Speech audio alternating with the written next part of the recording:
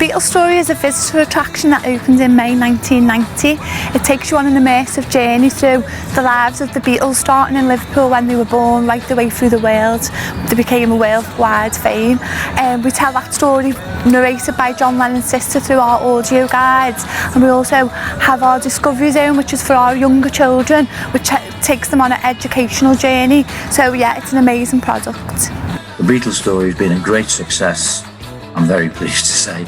And when we built it 30 years ago, we didn't know that it would last 30 years, maybe 10, maybe 20.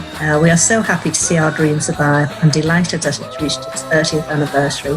So well done, Beatles Story. Well, Beatles Story has started from a microscopic, embryonic little nut of an idea to something that Liverpool, Mersey Travel, the city now owns Beatles Story, and it's helping the city of Liverpool. I can't believe that 30 years they've been there. I do think every Beatle fan should visit Beatles Story because there is so much to take in. We have international visitors from all corners of the world. Last year was 315,000 visitors, which was another record year for us. So the last 8 years we have been smashing our visitor numbers year on year, starting from capital of culture. We didn't know anything about setting up something so big. I mean, we were just two ordinary Liverpool people, but we had a big ambition. We knew that Liverpool needed an exhibition because thousands of fans were coming to Liverpool then, but they wanted somewhere where they could actually learn about the Beatles and immerse themselves in something. Because of the Beatles' popularity in Liverpool, we realised Liverpool began to recognise and develop its tourist industry. One day after a visit with the Mersey Guides down to the new development that was happening at the Albert Dock, I was delighted when we were shown the undeveloped Britannia Pavilion. I rushed home and told Mike I'd seen the perfect place to site our idea. We went about raising the money. It cost £750,000 to build, so with a little help from our friends and others, we managed to raise that money. The next thing was to design the thing, but we weren't based on memorabilia. What we wanted to do was create an experience so people would walk through. They'd see it, they'd feel it, they'd even have the smells of the 60s at the time. And we wanted people to actually immerse themselves, be able to go back in time and feel what it was like to be a young person walking around Liverpool in the 60s. Two people gave me a phone call. I was in Chester and they came to see me and they asked, did I have any Beatles or John, anything that I could let them have. Now, at this time, memorabilia wasn't a thing as it is now. That started quite a bit later. And this was Mike and Bernie. They had an idea, they had a brilliant idea. I gave them some photographs. One of them was an A4 size copy of John at the white piano. I am proud to say that they had that framed on the piano in the Piano Imagine room in Beatles Story for a long, long time. Well, eventually we managed to get it off the ground, and we had a couple of press and friends previews on the 1st and 2nd of May 1990, and we officially opened to the public on the 3rd of May 1990.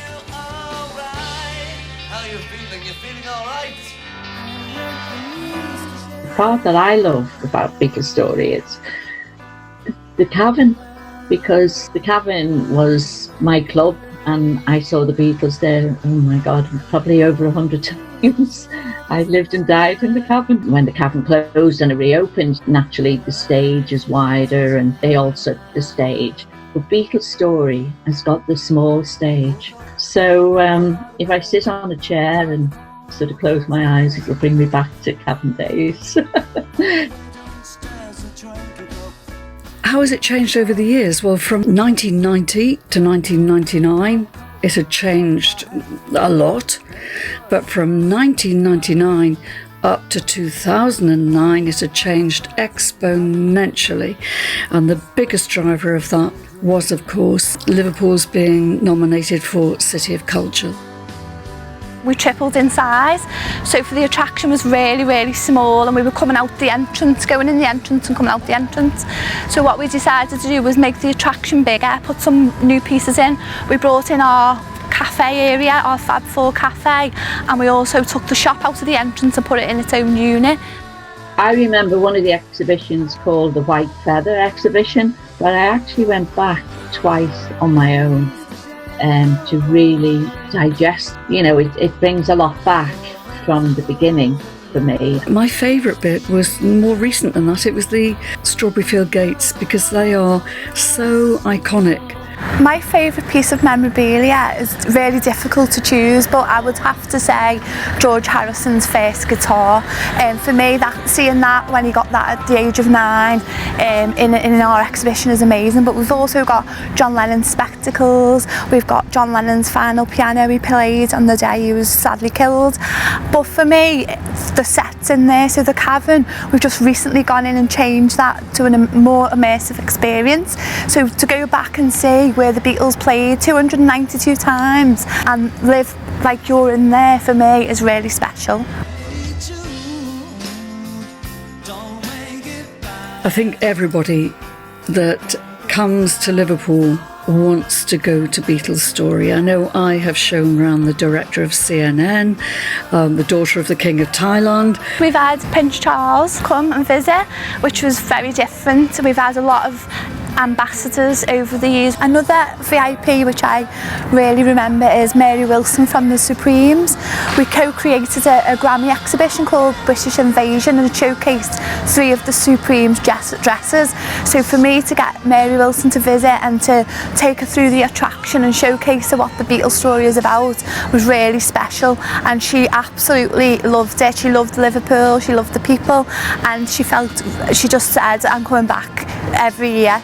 Well, I don't think there's any end to it, as there isn't any end to the Beatles industry in Liverpool. These people come because they love the Beatles music, the Beatles legacy, basically, and the industry just keeps that alive. It'll be there in another 30 years. I'm so pleased to see that our baby has grown into the biggest Beatles exhibition in the world. A very happy anniversary to the Beatles Story. 30 years, fantastic. Today, I just want to say thank you to all those who helped us in the early days, and also to the young and vibrant staff who are running it today. I'm really looking forward to seeing what they're going to do in the future. So congratulations, Beatles Story, on being there 30 years. Happy birthday, Beatles Story. I'm really proud to be here as General Manager, and I want to thank all the staff and all the team over the years making our product what it is.